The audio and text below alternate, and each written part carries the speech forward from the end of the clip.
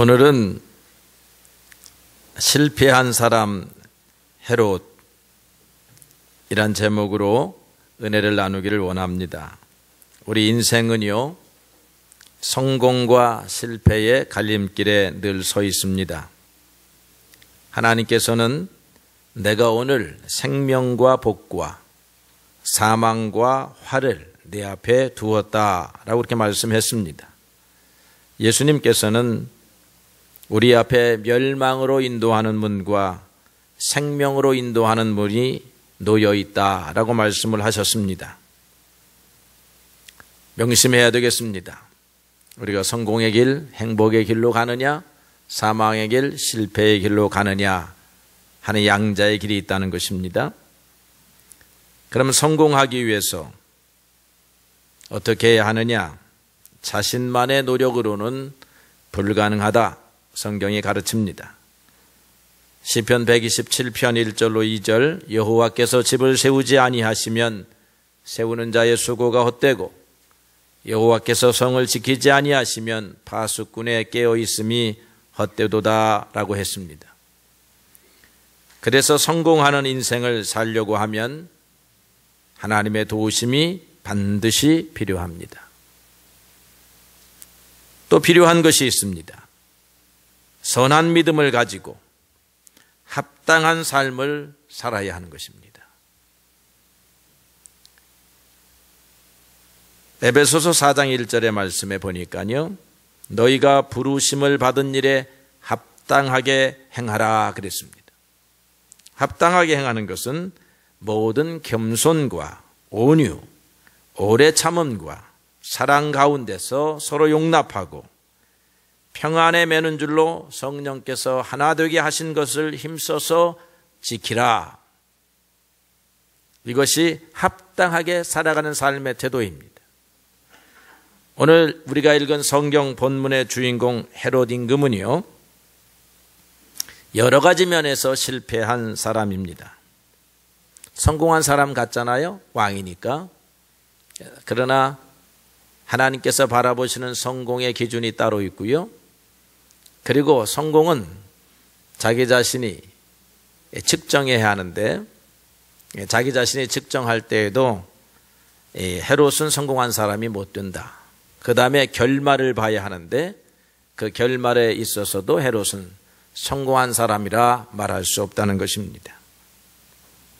그는 사람 앞에서도 하나님 앞에서도 합당한 삶을 살지를 아니했습니다. 그래서 결론적으로 말하면 만 가지가 실패한 사람이 헤롯입니다. 그런데 크게 세 가지만 실패한 것에 대해서 여러분들에게 소개하고 특별히 가정에 대해서 소개를 하고자 합니다. 첫째 실패로는 왕으로서 실패했습니다. 직무를 성공적으로 감당하지 못했다라고 하는 것입니다. 왜 오늘날 우리 대통령들도 그렇고 회사의 CEO들도 그렇고 교회 목회자들도 그렇고 지도자라고 하는 사람들이 왜 성공하지 못하느냐 하면은 그 받은 지위가 섬김을 위하여 하나님께서 주신 것이다 라고 생각하지 않고 살기 때문에 그런 거예요.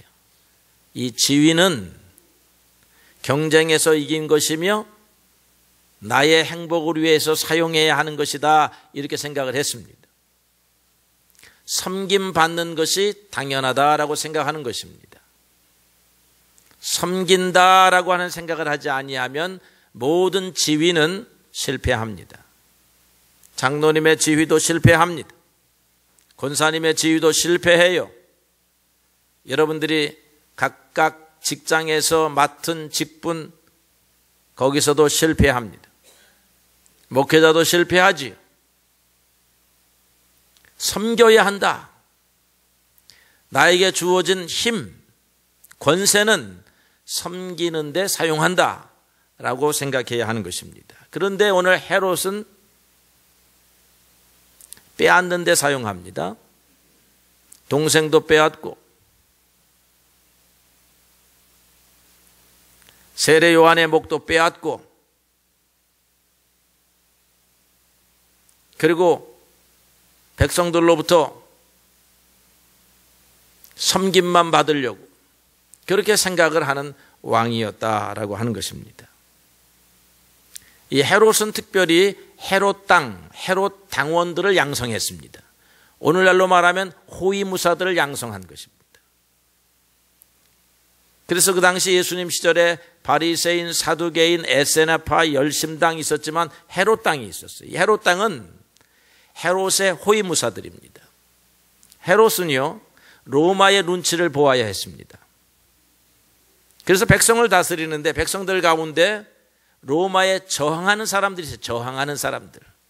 그럼 로마에 저항하는 사람들을 일일이 살펴보고 감시하고 그렇게 합니다. 그리고는 체포해요.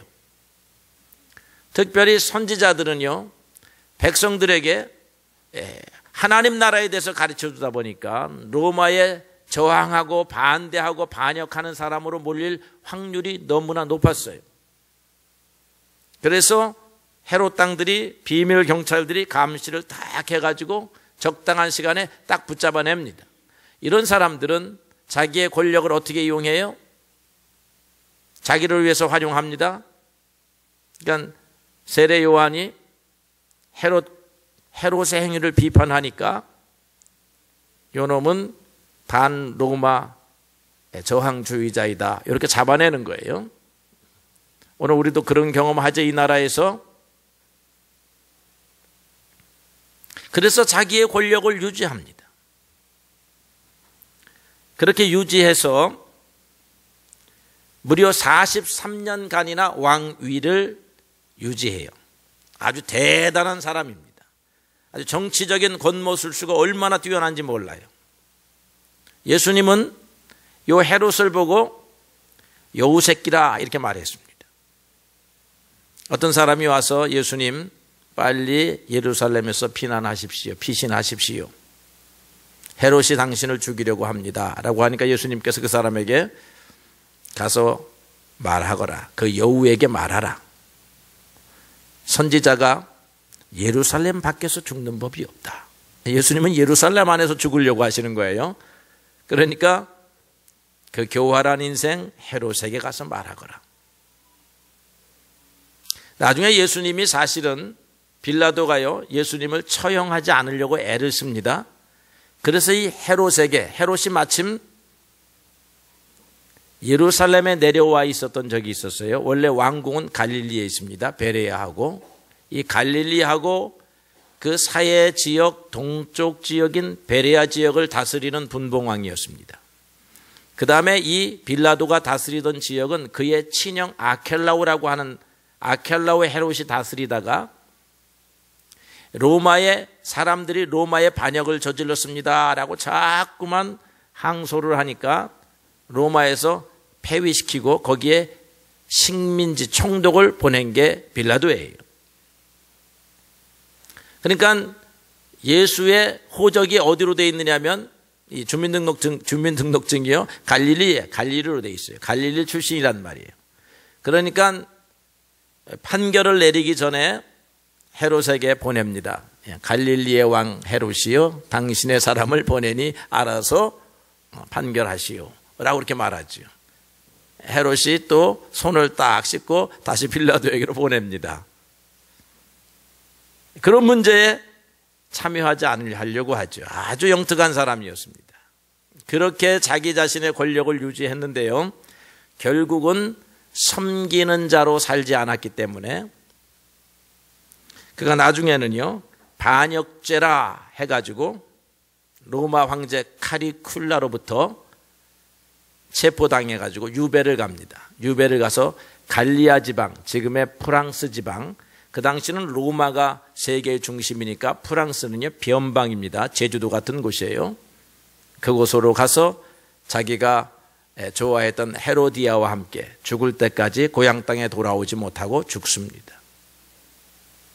오늘 우리가요, 헤롯을 보면서 우리의 직무에 성공하는 사람이 되어야 합니다.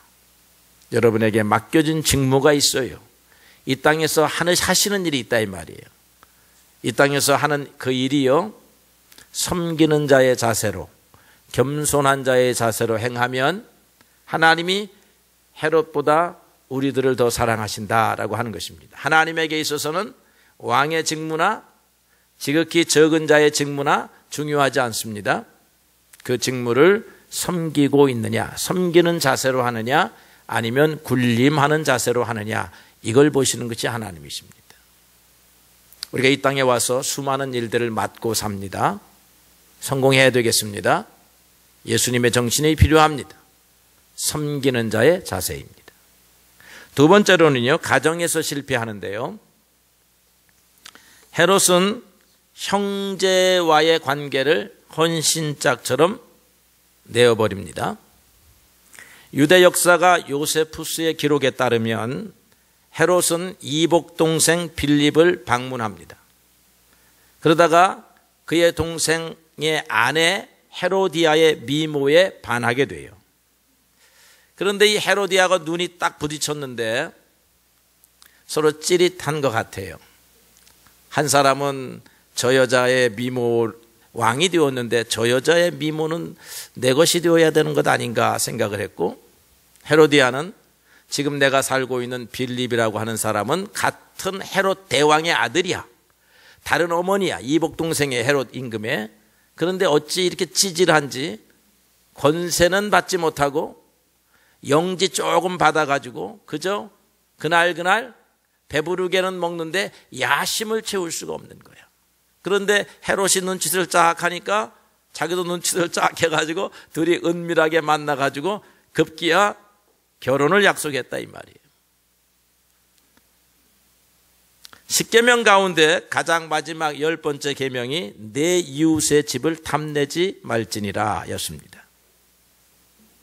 그러면서 덧붙입니다. 내 이웃의 아내나 그의 남종이나 그의 여종이나 그의 소나 그의 나귀나 무릇 내 이웃의 소유를 탐내지 말지니라 했습니다. 소 한 마리도 이웃의 것을 탐내어서는 아니 되는 거예요. 그런데 옛날부터 이렇게 남의 아내를 강탈하는 사람이 있습니다. 어떤 사람이 강탈합니까? 돈 많은 부자 아니면 권력 있는 왕들이 하는 것입니다. 그런데 여기는 동생의 아내였습니다. 동생과의 관계가 와장창 깨집니다. 이 동생이 평생 헤롯을 저주하며 살았을 것입니다. 여러분, 다른 사람의 저주를 받고 평안할 사람이 없는 거예요. 다른 사람을 괴롭게 해가지고 그 사람이 우리를 향하여 대놓고 욕하지 아니하고 뒤에 가서 욕만 하더라도 우리의 인생을 하나님이 돕지 아니하십니다. 이런 명백한 불법 행위를 행하게 되지요. 성경에 보게 되면 12지파가요 연합하여 사는 것이 이스라엘의 꿈이었습니다. 이 꿈을 이룬 것이 요셉이었어요. 요셉은 베다른 형제 10명으로부터, 배가 같은 형제가 베냐민이 있잖아요. 10명으로부터 미움을 받았습니다. 그래서 애굽으로 팔려가서 고생합니다. 어림잡아 13년을 고생해요. 17살 때 팔려가고 30살 때 애굽의 총리가 되니까 13년간 고생을 하는데, 우리가 짐작할 수 있습니다. 평생 꿈에 형들이 나타나는 거예요. 이 형들을 죽여 살려 마로 맨날 이러고 살았을 것입니다. 이 갑자기 성자가 되는 게 아니에요. 이 안에서 분노가 일어날 때 이걸 어떻게 다스르냐, 그 잘 다스려 가지고 요셉이 애굽의 총리가 됐을 때는 이미 형제에 대한 미움을 다 정리한 그런 사람이 되었다, 그런 말이죠. 그래서 형제들을 용서합니다. 용서할 뿐만 아니라 땅을 주고 먹을 것을 주고 돌보아 주잖아요. 그들의 자녀까지 다 돌보아 줍니다. 그래서 성경에서는요, 시편에 보라 형제가 연합하여 동거함이 어찌 그리 선하고 아름다운고 했는데, 이게 하나님의 마음입니다. 이복 형제라 할지라도 이렇게 좀 동거하고 서로 연합하고 용서하며 그렇게 살으라고 하는 것입니다. 우리 친형제 간 것도 잘 못하잖아요. 같은 어머니 뱃속에서 나도 잘 못하더라고.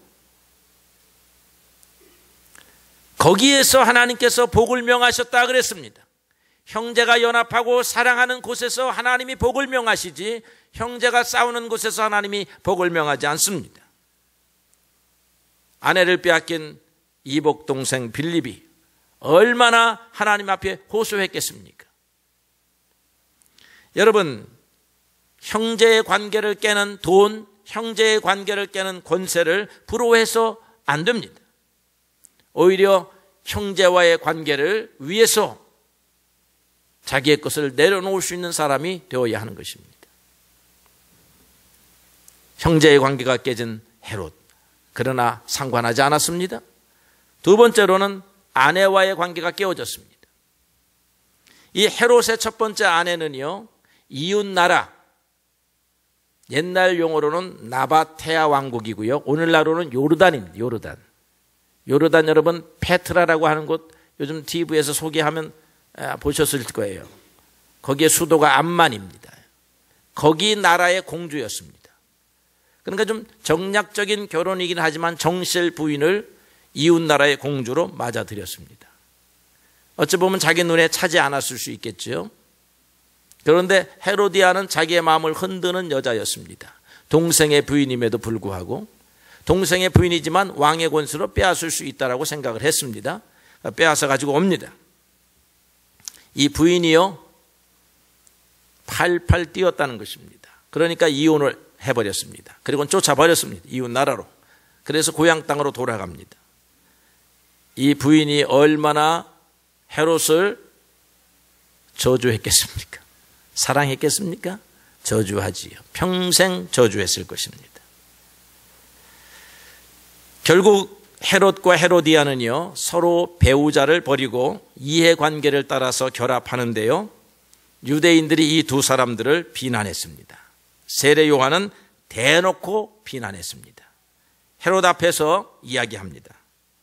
당신이 그 여자를 취한 것은 하나님 앞에서 옳지 않은 것입니다 라고 말합니다. 세례 요한은요, 군인들이여 회개하라, 세례들이여 회개하라, 회개를 촉구하는 선지자였습니다. 거기에 헤롯의 행위가 알려졌습니다.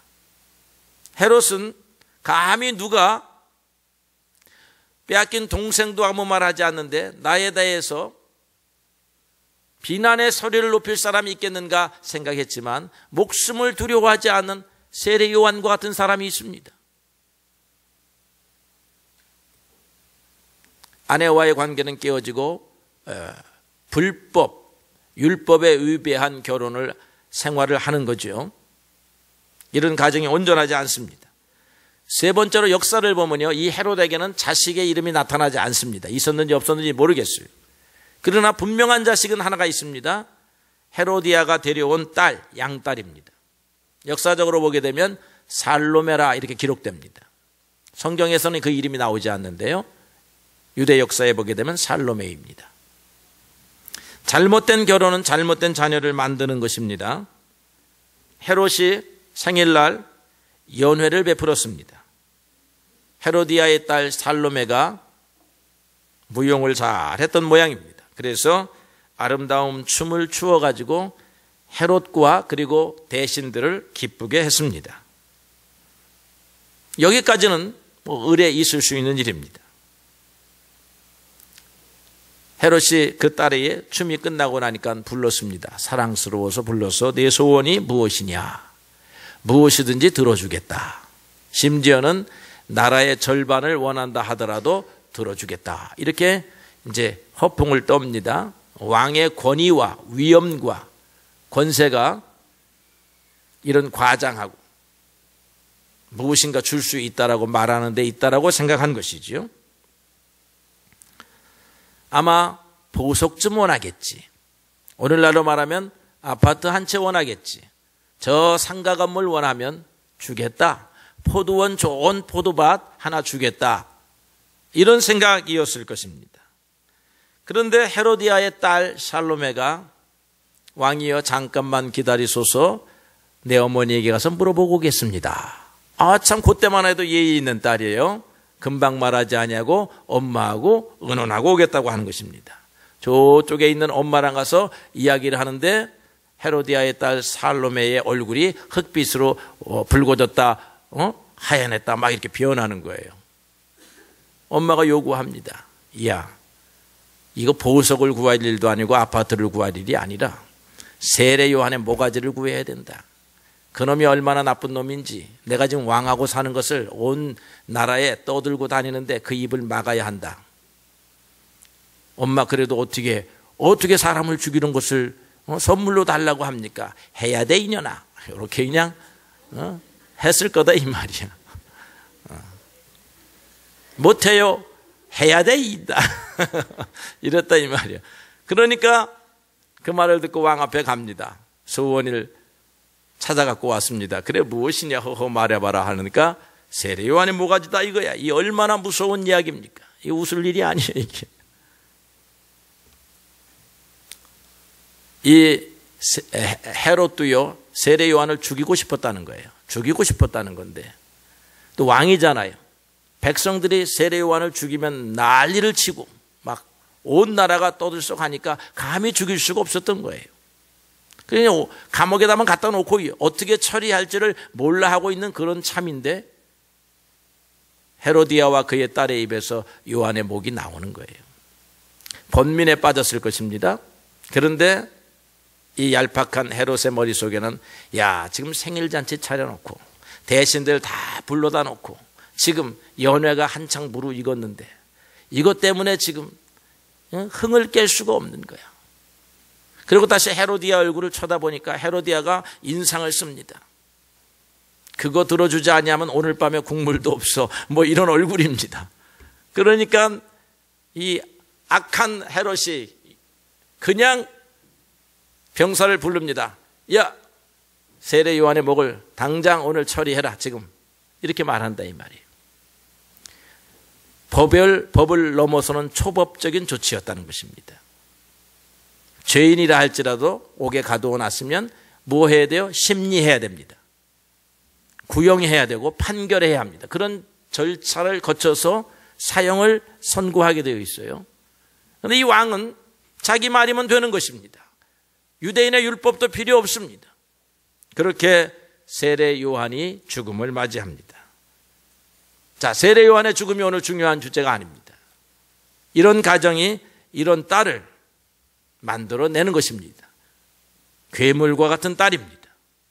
처음부터 괴물이 아니었습니다. 가정이 만들어냈습니다. 오늘 우리의 가정이 어떤 자녀를 만들어내느냐 이거 굉장히 중요한 것입니다. 여러분 왕의 지휘보다 가정이 더 중요하다 생각하셔야 돼요. 그래야 가정을 성공할 수 있습니다. 내가 밖에 나가서 회사에서 하는 일보다 가정이 더 중요하다라고 여러분 신앙적으로 생각해야 하는 것입니다. 미국은 그런 제도 같아요. 미국은 젊은 사람들이 중요하지 않습니다. 어르신, 노인이 중요해요. 여자가 중요합니다. 어린이가 중요합니다. 어린아이가 학교에서 무슨 일이 있으면요 중학교 가기 전까지는요 반드시 부모가 데려다주고 부모가 데리고 와야 됩니다. 중간에 어린아이가 발열이 나가지고 조금 감기 기운이 있으면 양호실에서 잠깐 응급조치하고 아이를 집으로 보내는데 부모를 부릅니다. 그러면 대부분의 백인들은 그렇게 훈련받아서 당연한 줄 알지만 우리와 같은 이민자들은 지금 두 사람이 나가서 일하고 있습니다. 아이를 찾으러 갈 수가 없어요. 그래서 선생님한테 전화가 옵니다. 선생님은 지금 큰일 난 것처럼 얘기합니다. 빨리 부모가 와서 아이를 데리고 가야 합니다. 그래서 저는 선생님 우리 아이를 바꿔보세요. 우리 아이는 국민학교 중학교 지금 국민학교 지금 3학년 4학년이니까 여러분 국민학교 3학년 4학년 멀쩡합니다. 집하고 거리는 불과 100m밖에 되지도 않아요. 그냥 혼자서 걸어올 수도 있습니다. 그리고 전화를 해봤더니 제가 물었습니다. 아프냐? 아니요. 근데 왜? 머리에서 조금 열이 난대요 선생님이. 그럼 괜찮다 그래 공부해. 안 된대. 선생님이 안 되면 안 되는 거야. 하던 일을 멈추고 아이를 데리러 가야 합니다. 가면서 욕을 합니다. 이 미국의 제도가 영엉터리여가지고 그 선생은 웃기는 선생이야 막 이래가면서 아이를 데리러 가는 것입니다. 나중에 깨달았어요. 가정이 일보다 중요하다는 거예요. 이게 이 정신입니다. 여러분 이 헤롯이요 왕의 권력과 지위보다 가정이 중요하다는 걸 알아야 되는 거예요. 여러분, 오늘 하루에 가서 100만 원을 버는 것보다 가정을 지키는 게 더 중요하다는 것을 알아야 합니다. 그래야 자녀가 클 수 있어요. 그런데 우리는 오늘 하룻밤 나가면, 그리고 내가 하는 일이 얼마나 중요하면 생각하고 가정에 소홀히 합니다. 하나님이 가정을 사랑하는 자, 가정을 지키는 자를 축복하시는 거예요. 우리가 할 수 있는 최초의 일이 가정에서의 일입니다. 가정을 망가뜨린 헤롯의 장래를 우리가 성공했다라고 볼 수 없습니다. 헤롯은 역시 신앙에서 실패합니다. 헤롯은요, 이방인 출신이었습니다. 이두메 족속이었는데요, 이건 에돔 땅이고 옛날 자기네들의 조상 에서의 후손들입니다. 에서의 후손들인데요, 이 사람들이 정통 유대인, 그러니까 말라기 시대에 하스몬 왕조가 이렇게 한 100년 정도 이스라엘을 다스렸어요. 정통 왕조예요, 하스몬 왕조가. 그러니까 이때 에돔 족속들이 유대교로 개종을 합니다. 유대교로 개종을 해가지고 우리 이두메 족속 에서의 자손도 유대인이다, 이렇게 어깨를 펴고 살았지만 유대의 상류층으로 진출하기가 어려웠는데 이 헤롯 임금 시대에 진출을 했습니다. 그래서 유대 신앙에 대해서는 굉장히 호의적이었어요. 그래서 이 지금의 헤롯의 아버지 헤롯 대왕, 예수님 시절에 어린 베들레헴의 아기들을 죽인 헤롯 대왕 시절에 예루살렘 성전을 건축합니다. 성전을 건축해줘요. 그리고 자기가 유대인이라고 하는 사실을, 유대에 편입되었다라고 하는 사실을 자랑스럽게 생각하는데 백성들 사이에서는 아직 유대인이 아니야, 저쪽에서 귀화한 사람이야, 이런 생각이 있었어요. 그래서 이 헤롯은요, 신앙에 열심을 내었습니다. 유대인 신앙에 정통했습니다. 헤롯 일가는 전통적으로 사두개파와 가깝게 지냈습니다. 왜냐하면 이 사두개파는요, 현실 정치에 깊이 관여를 했습니다. 그리고 친로마 편을 들었습니다. 대신들이 전부 다 친로마파들이야. 그래서 정치, 경제, 종교, 교육을 장악합니다. 바리새인들은 오히려 이렇게 수도원파에 가까운 거예요. 바리새인들은 수도원파에 가깝습니다. 현실 정치를 잡고 있는 사람들은 사두개인들이었습니다. 그런데 로마에 충성하는 것이 헤롯 가문하고 사두개파하고 이렇게 일치했습니다. 그래서 사두개파 신앙을 받아들인 상태이다, 이 말이죠. 그래서 이 세례 요한을 쉽게 죽일 수가 없었습니다. 사두개파 사람들도 세례 요한을 일부 존경하고 있었다, 이 말이에요. 세례 요한은 하나님의 아들이라고 그러지 않았기 때문에, 하나님의 이름으로 회개의 메시지를 전했기 때문에 사두개파 사람들도 그걸 받아들이고 있는 상태예요. 사실은 자기네들은 따라가지 못하지만 나중에는요, 그런데 결국은 세례 요한을 죽이게 되고 나중에는 예수님을 만나게 돼요. 이 헤롯이. 아까 제가 초반에 말씀드렸던 것처럼 예수님이 십자가에 못 박히게 될 때에 맨 먼저 빌라도가 신문을 합니다. 빌라도가 신문하다가 예수의 출신이 갈릴리인 것을 알고 헤롯 임금에게 보낸다, 이 말이에요. 그런데 헤롯 임금이요, 누가복음 23장 6절로 7절에 딱 보면요, 예수님과 만나는 운명적인 자리에 섰는데 사망과 생명의 권세를 가지신 하나님의 아들 앞에 섰는데요, 이 헤롯은 이 예수님이 마술 정도나 부리는, 표적 정도를 부리는 사람 정도로 생각을 합니다. 그래서 내 앞에서도 표적을 한번 보여주겠느냐, 그렇게 물어요. 그래 어릿광대로 여기는 것입니다. 그런데 예수님께서 이런 사람에게 한 말씀도 안 하시지요. 그러니까 헤롯이 예수님을 업신여겼다. 누가복음 23장 11절에 그렇게 기록하고 있습니다. 이 별것도 아닌 인간이로구만. 죽어야 마땅하구만. 물어볼 것도 없구만. 그냥 다시 빌라도에게로 보내. 이렇게 말했다는 것입니다. 예수님을 만났는데 신앙을 가질 수 없다라고 하면 누구를 만나야 신앙을 가질 수 있겠습니까? 여러분, 우리 같은 사람은 예수님을 만나면 바로 신앙을 갖는 그런 아름다운 마음씨를 가지고 있는 사람이에요. 그런데 이 헤롯처럼 세상에 찌들고 권력과 욕심에 아주 그냥 쩔어져 있는 사람들은 어떠한 하늘의 소리를 들어도 그 마음이 움직이지 않는 것입니다. 여러분, 오늘 우리가 신앙을 갖고 있는 사람들인데요, 하나님의 말씀에 가슴이 뛰지 아니하면 우리의 신앙이요 헤롯의 신앙과 별반 다른 것이 없습니다. 하나님의 말씀을 읽었는데 이 말씀이 우리의 마음속에 와 닿지 아니하면 우리의 마음도 황폐화되어 있기는 마찬가지인 것입니다. 세상이 우리를 그렇게 만들고 있어요. 헤롯은 영웅이 되고 싶었습니다. 영웅이 되기 위해서 동생의 아내도 빼앗습니다. 영웅이 되기 위해서 자기에 대하여 소리를 치는 세례 요한도 목을 베입니다. 그런데 성경이 말하는 영웅이 뭡니까? 그렇게 해가지고 그런 왕의 직무를 실패하고 가정도 실패하고 신앙도 실패하는데 오늘 우리 믿음의 사람들이 가져야 할 진정 하나님이 원하시는 영웅의 자세가 무엇이냐? 영웅은요, 육체적인 힘, 재능, 축구선수 같으면 메시와 같이 잘하고요, 권투선수 같으면 무하메드 알리와 같이 잘하고, 이런 사람들 다 영웅이에요. 영웅. 피겨스케이팅 하면 김연아와 같이 잘하면 영웅입니다. 그런데 성경에서 말하는 영웅은 그렇게 우리를 되라고 하지 않고 자기를 다스리는 사람이 되라고 말하고 있죠. 잠언 16장 32절에 보니까 노하기를 도디하는 자는 용사보다 낫고 자기의 마음을 다스리는 자는 성을 빼앗는 사람보다 나으니라, 그렇게 말씀했습니다. 자기를 다스린다고 하는 것이 가장 어렵다는 것입니다. 헤롯은 백성은 다스릴 수 있었지만 자기의 이 탐욕, 무서운 권력욕을 다스릴 수가 없었다는 것입니다.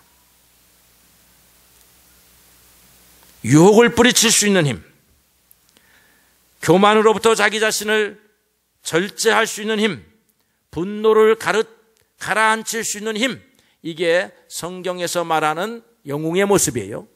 여러분, 하나님께서 여러분들이 영웅이 되기를 원하신다 하는 것입니다. 하나님이 원하시는 영웅은 아주 소소한 것들이에요. 과식의 유혹으로부터 숟가락을 탁 놓을 수 있는 사람도 성경에서 말하는 영웅입니다. 알코올의 유혹을 딱 끊고 일찍 가정으로 발걸음을 옮기는 사람, 성경에서 칭찬하는 영웅입니다. 복권의 유혹을 떨쳐내고 노동을 시작하는 사람, 영웅입니다. 하나님이 원하는 사람이에요. 게으름을 뒤로 하고 이불을 제끼고 나와서 운동장을 묵묵히 10바퀴 도는 사람, 이런 사람이 영웅인 것입니다. 주일날 아침에 일어나서 교회를 향하여 발걸음을 옮기는 사람, 이런 사람이 영웅이에요. 우리의 힘의 연약함을 알고 겸손하게 하나님 앞에 무릎 꿇고 주님 나를 도우소서 요청하는 사람이 하나님이 원하시는 영웅입니다. 이런 사람이 가정을 지켜요. 이런 사람이 신앙적인 사람이 돼요. 이런 사람들이 자기의 직무를 잘 감당하는 성실한 사람들이 되는 것입니다. 여러분, 자기 자신을 잘 다스리십시오. 자기를 다스려야 가정을 세울 수 있습니다. 자기의 일터를 세울 수 있습니다. 하나님 앞에 부끄럽지 않는 사람이 되는 것입니다. 하나님 앞에서는 왕의 지위가 아무것도 아닌 것입니다. 하나님께서 무슨 일을 맡기시든지 섬기는 자의 자세로 겸손하게 일하는 사람, 하나님이 나에게 주신 최초의 성이 이 가정이다 라고 생각하고 이 가정을 세우기 위해서 열심히 노력하고 하나님 앞에 기도하는 사람, 우리를 이기는 것이 우리의 속의 욕심이라고 하는 것을 알고 이 욕심을 하나님의 은혜 가운데서 가라앉혀 모든 사람에게 유익을 주고자 하는 사람이 하나님께서 원하시는 그런 영웅들입니다. 가정을 잘 세우는 사람들이 되시는 여러분 되시기를 바랍니다. 하나님이 기뻐하시는 합당한 삶을 통해서 하나님 앞에 영광 돌리는 우리 모든 성도가 되시기를 주의 이름으로 축복합니다.